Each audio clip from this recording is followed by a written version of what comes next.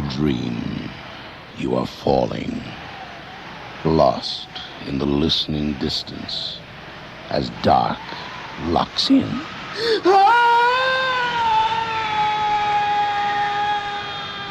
Nightfall.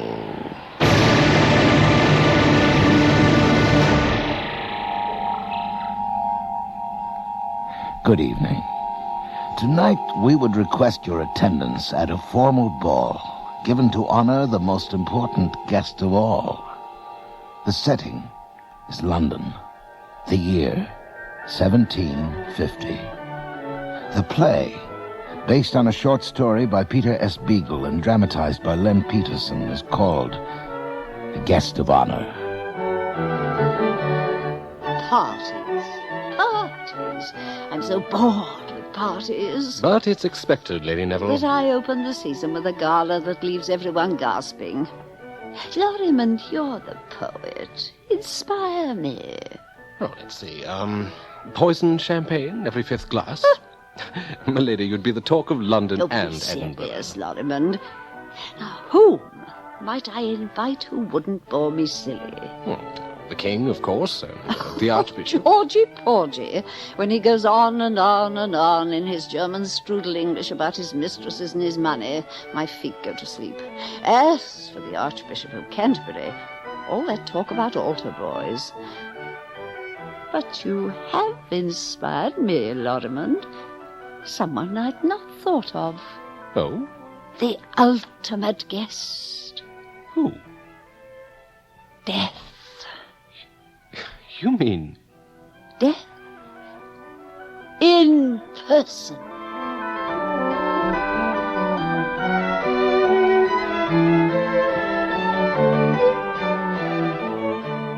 It would never have occurred to me. Such a stunning idea. Death, a party guest. Why not? At Lady Neville's next grand ball. Since her husband died, her life increasingly has been devoted to parties and balls, the leading lords of England, all eager to be invited. She's the wisest and wittiest woman in all London, Lady Neville. And I, David Loriman, her personal secretary and poet laureate. What a brilliant combination. Strike the King off my list, Loriman. His Majesty off. As you wish. Struck off. And his Queen. Caroline? All that royal Teutonic wit. Boring. Ecclesiastical wit. Off the list as well. The Archbishop of Canterbury? All archbishops. And bishops. It should improve the general level of dancing. And no George Frederick Handel. No Handel on the harpsichord? Playing for his supper? Oh, his music's marvellous, but I doze. My dear Flora, this is beyond my comprehension, this break with... Ask your wisest friends if this is not rash. Inconceivable. Summon them!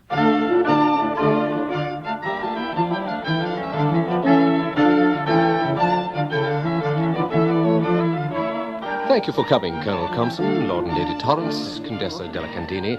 I am to break the news to you. News? For her grand ball to open the season, Lady Neville has struck off all eminences except you few. Even the King is off the list. But Flora loves court gossip. No more. But a ball without... And she has had Handel. Had Handel? Had Handel. More and more, my dear friends, I find my parties entertaining everyone but me. But Flora, darling, the secret of your long life... Not finding anything dull. Now everything is intolerable.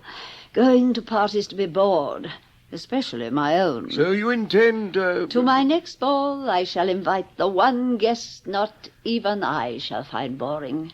Lady Neville, do tell. The guest of honor shall be... Death himself. Charming. Death? Oh, Lady Neville, you are jesting. Death will come when ready. Why hurry him? Oh, Colonel Compson, if Death has plans to take any one of us on the night of my party, he will come, whether invited or not.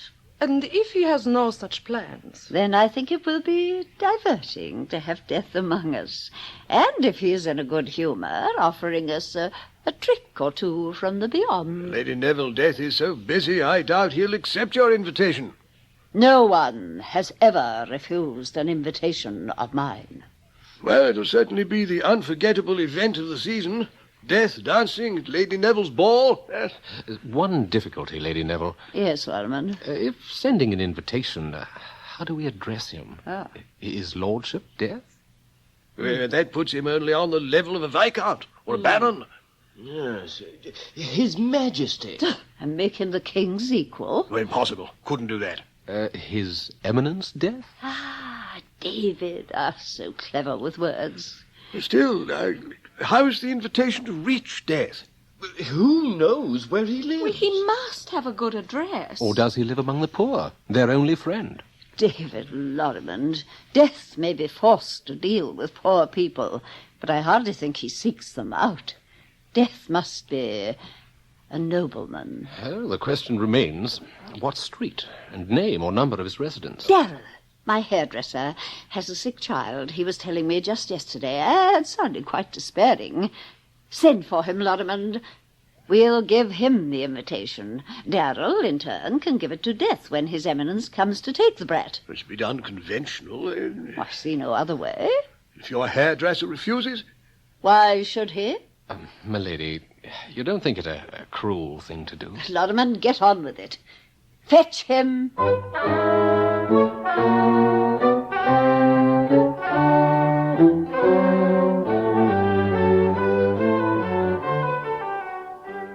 No fuss. Darrell, the hairdresser, comes as bidden. Sir, Lady Neville's wanting me? Yes, come in. But I'm not to do her hair? No, Hair of a guest, then? not a guest. I don't do servants' hair. These scissors and pins never touch but ladies' tresses. She out to test me, sir, scheming to give me a scullery maid to dolly up, and when I does, out I goes. No, Darrell, no. Something missing. A valuable. I wouldn't touch a valuable. Ah, Lorimer, you tracked him down. Darrell, how is your son?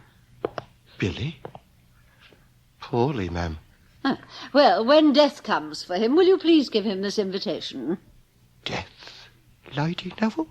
Well, you are expecting him, aren't you? At home? Yes, ma'am. Well, why the surprised look? Take the invitation, give it to him. And it's RSVP, mind you get a reply. This is all, ma'am? Yes, all. But highly important to me. I'll see to it, ma'am.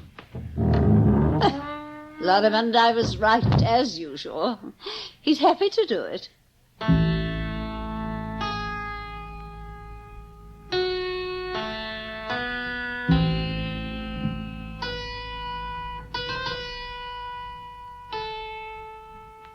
Darrell, the hairdresser, back. After only 2 days, with a small white envelope. Madam, Death gave me this. Oh, nice of you, Darrell. Thank you. Oh. Plain, tasteful calling card. Oh, where are my glasses? Oh, you read it, Lorimer. Death will be pleased to attend Lady Neville's ball. Marvelous. Darrell, what's he like? Like? Yes. What is Death like? Death? Lorimer, call Colonel Compson from the sunroom. He must see my little triumph. Yes, Lady Neville. Now, Darrell, tell me about his manner, his looks, his dress. Death. Well, it's hard to... Oh, why, you are being tedious, Darrell. Ah, Colonel, see what I have. This communication from guess who? Yes, I am surprised. And not surprised. What could Lady Neville not demand and get? Terse, isn't it? Indeed. But a plain card. No crest, no embossing. I find that peculiar. Not as peculiar as the writing. Almost a delicate hand. Refined? Cultivated? There was nothing delicate about the death I saw on the battlefield. Slashing right and left. Black-armored. Stride a black horse. Darrow, how could you be sure it was death? What did Death say? Are you trying to make fools of us? My little son. Lorimer, call the footman. But, my lady... Take this insolent fellow, give him a sound whipping, and throw him out into the street. Lady Neville, the poor man lost his son not an hour ago. And he must learn that I am not to be trifled with.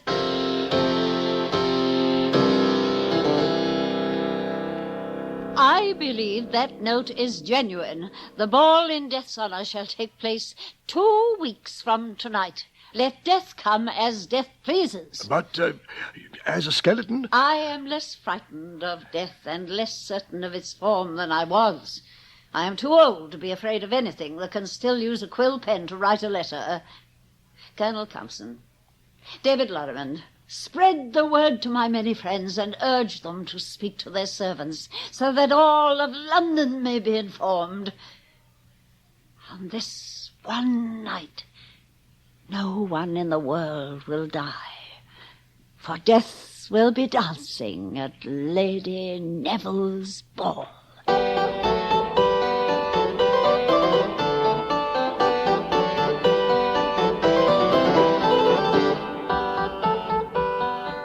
Lady Neville's Evening of Evenings. Everyone arrives early. Handsome carriages, fine horses, spilling up the great driveway to the Neville mansion. Like a grand funeral procession. Appropriate. Or not? What is fitting when one's honored guest is Death himself?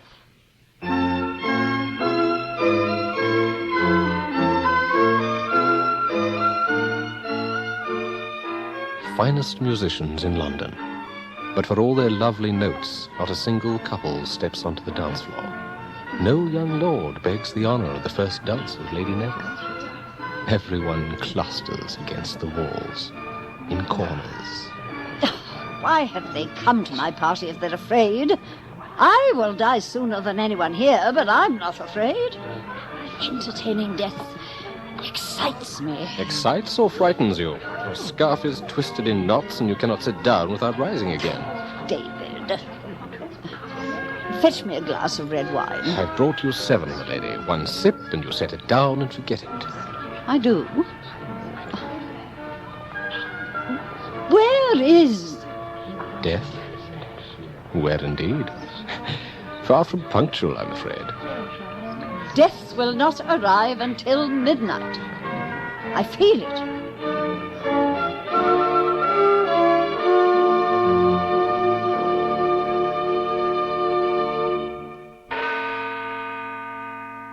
Striking midnight.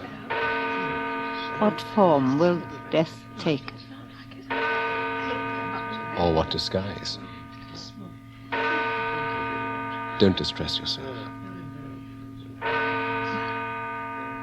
Death will have my face. It has not come. There, my darling. I told you nothing to be afraid of. The whole thing's a joke. Death will not be invited again.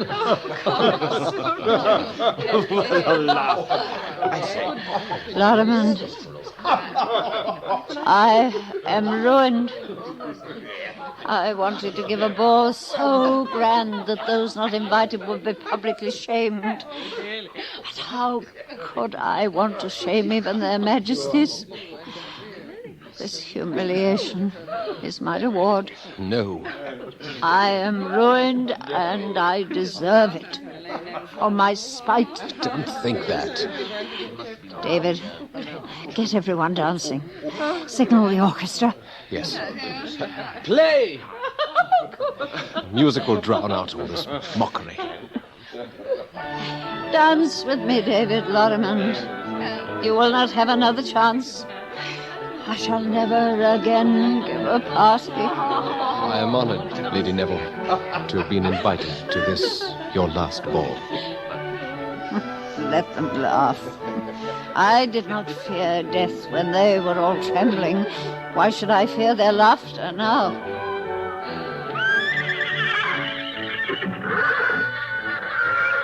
What is that? And this cool chill suddenly through the house. Am I late? Oh, I am so sorry.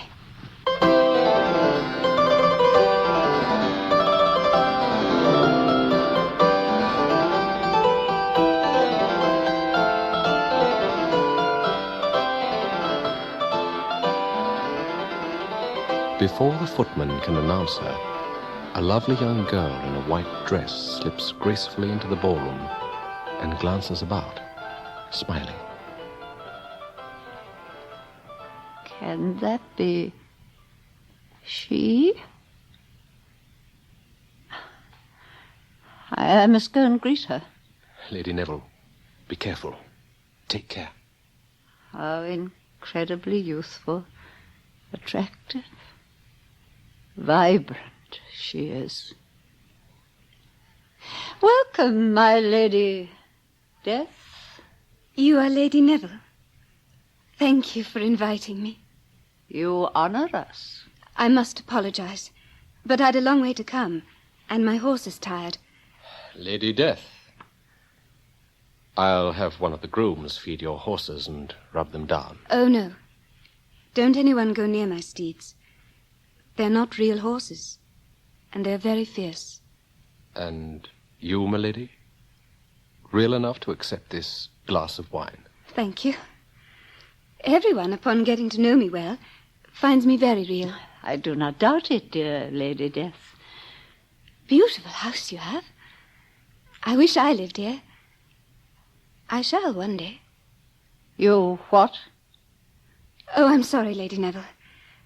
I'm cruel without wishing to be. I'm not used to this kind of hospitality. And I do stupid things. Please forgive me. You have said nothing untoward. While you are my guest, my house is yours.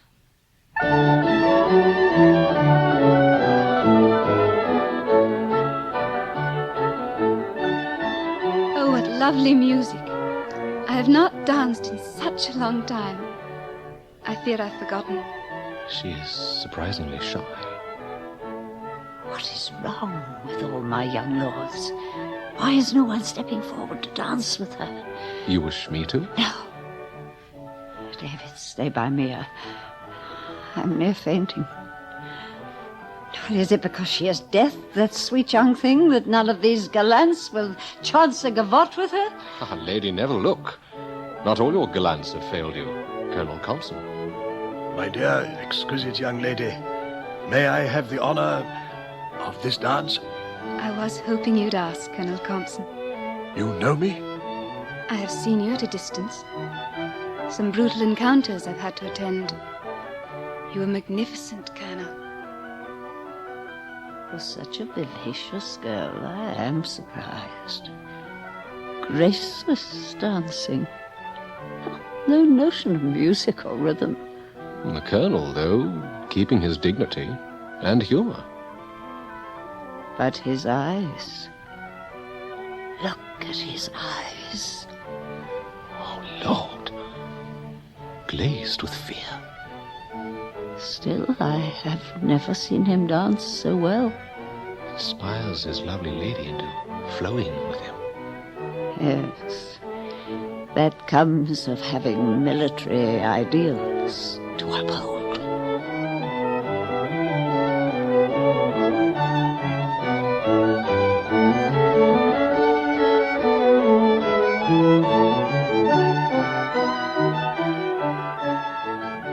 little by little, other couples overcome their fear and slip hurriedly onto the floor when death has her back to them. But no brave gallant tries to relieve Colonel Compson of his beautiful partner. Ah, I'm getting the feel of the music now. You are. If it is true... Yes? That I saw you at some of those bloody battles, how can you have changed so? How can you be now so lovely? I thought that among so many handsome people here tonight, it would be better to be beautiful. I was afraid of frightening everyone, spoiling the party.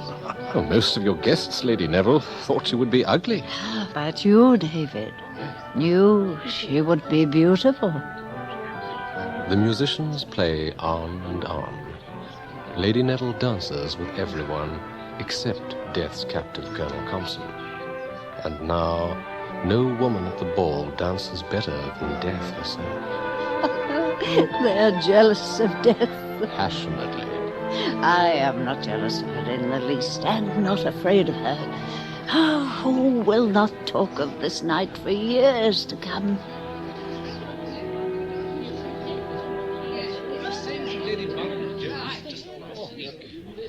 Oh. What has happened? Well, poor musicians cannot play forever. Exhausted. Out the window. Look. The night is almost gone.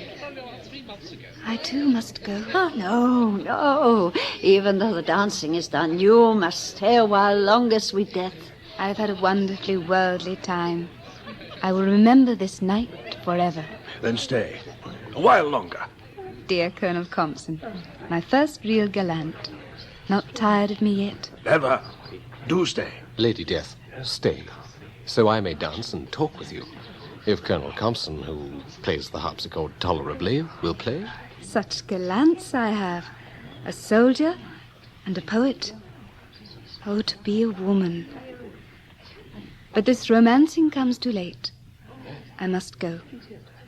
My husband and I think you are charming. Beautiful, please stay. Ah, gracious Lady Torrance. Terrified of me all evening. Clinging tightly to your husband. No longer? And the Contessa della Candini, standing well back, disapproving. Do you want me to stay? To be one of your friends? I disapprove no longer.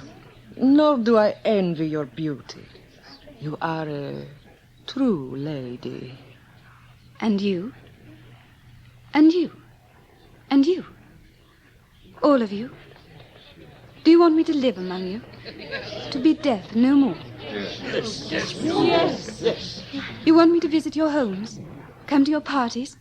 Wear the gowns you wear? Say the clever things you say? And will one of your gallants marry me? The rest of you dance at my wedding? Oh, yes, stay, become one of us. Be certain. Be sure, all of you. If one of you says, no, go away, then I must leave and never return. Do all of you want me? We are dull and stupid and grow old uselessly. Stay with us, Lady Death. Very well. I shall stay. I will be deaf no more, but a woman. There is a price to pay. There is always a price. One of you must become deaf in my place.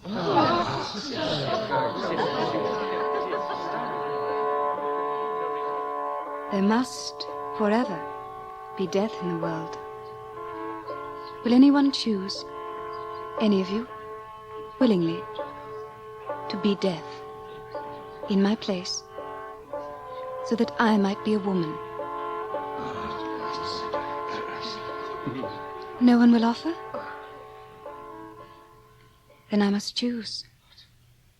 And that is just, for that's how I became deaf. I never wanted to be this phantom. It makes me so happy that you want me to become worldly, mortal, a woman. I've searched a long time for people fond of me. Now I have only to choose someone to replace me, and it is done. The Contessa della Candini. Me? Me? No, death's vocation is beyond you. And not Colonel Compson, of His Majesty's Household Cavalry. Too kind to become death. The task, too cruel to him. The Colonel himself wants to die so badly. Lady Death, must you be so shrewd, so cautious? Not David Lorrimond, the poet. No? You know so little of life, and I'm too attracted to you. You hurt me. And quicken me. Lord and Lady Torrance. You care too much for each other to take pride in being deaf. You are less capricious, milady, than we thought. I was far from your age, Lady Neville, when I became deaf. What must it be like to be your age eventually? I have been this old mortal far too long. Lady Neville, the ideal one. I choose Lady Neville. I am honored. But is there no one more worthy? No one. No one so weary of being a human. No one who knows better how meaningless it is to be alive. No one else, certainly not here, with the power to treat life, the life of your hairdresser's child, say, as the meaningless thing it is. Death has a heart, but so empty. And your heart, Lady Neville, empty as a dry riverbed. Not always. But yes, since widowhood. You will be content as death, more than I. For I was very young when I became death, still life-hungry. But you are aged, and close to the end. Death comes toward Lady Neville, lightly, her deep eyes wide and full of the morning's red sun. Everyone else moves back. Lady Neville, pale, thin hands clenched, watches Death come toward her with graceful, dancing steps. Lady Neville, we must kiss each other. That is the way I became deaf. Quickly. Quickly. Oh, I cannot wait to be alive again. You may not like it after a while. Perhaps not. I'll not be as beautiful as I am. And people will not love me as they do now. But I will be a loved and loving woman. For a while. Then die as humans die. I have done my penance. What penance? What was it you did? Why did you become death? I don't remember. And you too will forget. In time. Lady Death is smaller, slighter than Lady Neville, and so much younger. Perhaps like a daughter Lady Neville never had. Death lifts her head to kiss the old lady's cheek. You will still be beautiful when I am ugly. Be kind to me then. I promise. Lady Neville's last human act. With dry, cracked lips, she kisses the soft, sweet-smelling cheek of young Lady Death.